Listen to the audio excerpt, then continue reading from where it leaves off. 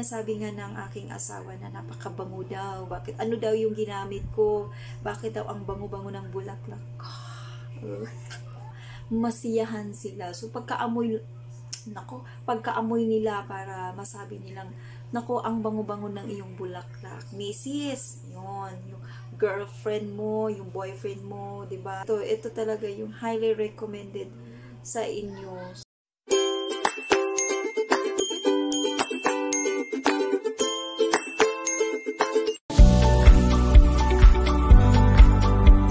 Hello everybody! Welcome po sa aking YouTube channel.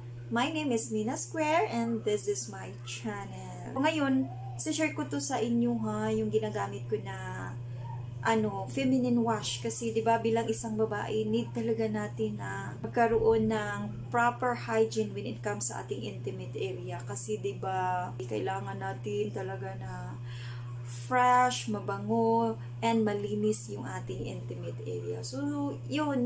Ito, isi-share ko sa inyo yung aking ginagamit na feminine wash. So, matanong ko lang muna kayo.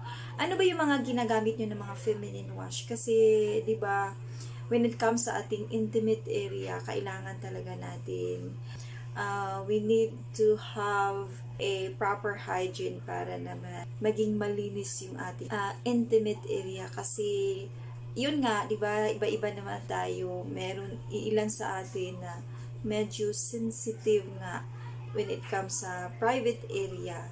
Magti 3 months ko na itong ginagamit na feminine wash. Ang ganda. So, napakaganda talaga. Ang dami ko pang satsat, no? So, ipapakita ko na sa inyo yung ginagamit ko na feminine wash. So, ito yun. Ito yung gusto kong i-share sa inyo. Si Betadine Fresh Bliss Daily Feminine Wash. Ito, nabili ko to sa groceries. Ito ay Pink Pleasure.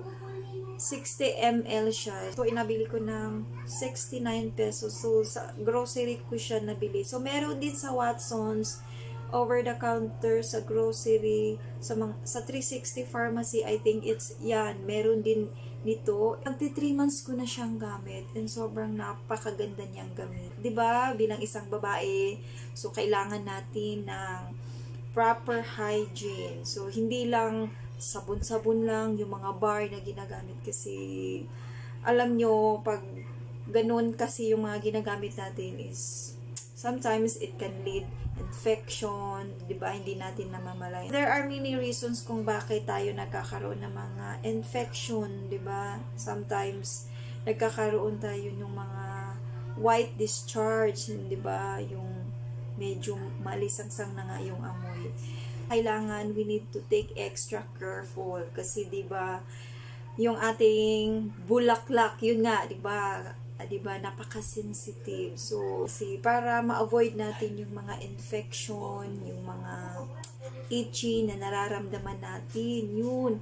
And para din mabango yung ating bulaklak. Overall performance niya, sobrang napakaganda. So, wala akong masabi. So, kaya nga, isinishare ko sa inyo, nireview ko ito sa inyo ngayon. Kasi, 'di ba, meron tayong ginagamit na feminine wash na para malinis naman yung ating intimate area. Betadine Fresh Bliss pala is meron siyang main ingredients na Avena oats. So, si Avena oats is nakikarry siya ng lactic acid bacteria to help maintain pH balance and para ma-prevent din natin yung pagkakaroon ng unpleasant odor. Nung una ko talaga siyang ginamit, alam nyo yung napaka-gentle, napaka-delicate niya, and napaka-fresh ng iyong bulaklak. Yung sinasabi ko sa inyo na nakakapag-fresh siya all day long. So, there's nothing to worry about kasi eto din,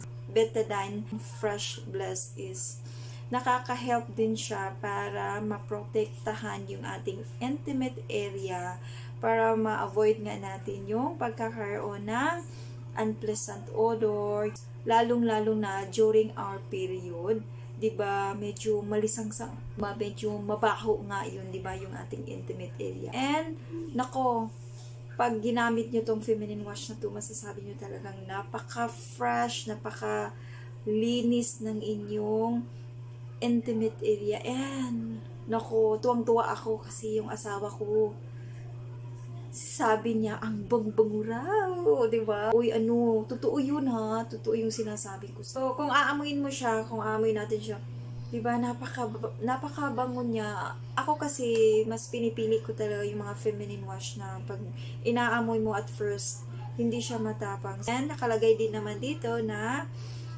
paraben free siya. So, it means no harmful chemicals, preservative added, and it is very safe to use. So, there's nothing to worry. So, disclaimer lang ha, lahat naman tayo, iba-iba tayo ng pananaw sa buhay, iba-iba din tayo ng skin type, iba-iba din tayo meron sa atin.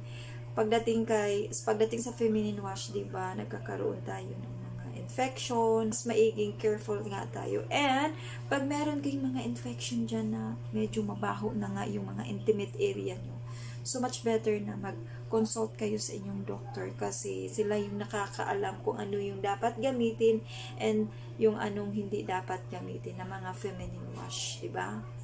Diba, napakamura lang. So, sa halagang 69 pesos and meron na akong 60 ml. So, available din ito. 150 ml and 250 ml. So, sinasabi ko sa inyo, mas lalong babango yung inyong intimate area pag gamit mo si Betadine Feminine Wash. So, meron din itong lavender.